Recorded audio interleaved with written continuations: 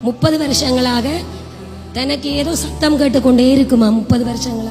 30 வருஷமா சத்தம் கேட்டுக்கொண்டு எனக்கு பின்னுக்கு 30 வருஷம் சத்தம் கேட்டுக்கொண்டு சத்தம் கேட்டு உடம்பெல்லாம் சத்தம் ஆளாடிச்சு முறிக்குது.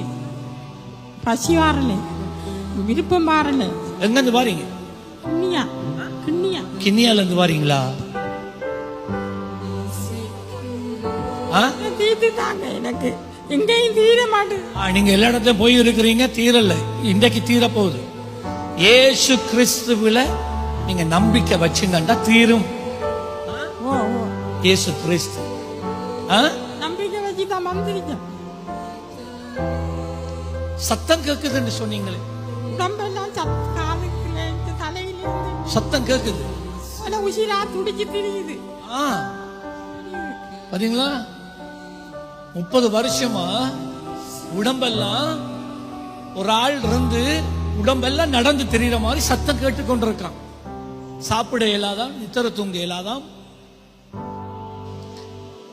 30 வருஷம்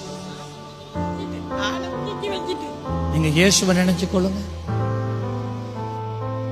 இப்ப நீங்க உணர்றீங்க என்ன? சத்தம் கேக்குதானே? In the name of Jesus.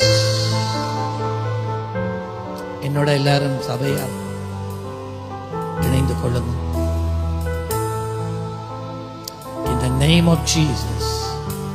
In the name of Jesus. பொல்லாத பிசாசே, 30 ஆண்டுகள் இவளுடைய வாழ்க்கையை அலக்களிக்கிற ஆவியே, இந்த நாளோட நீ வெளியே போகிறாய்.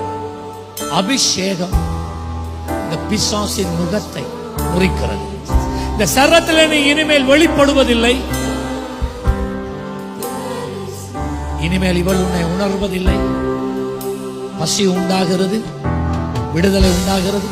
Leave in the name of Jesus. Leave.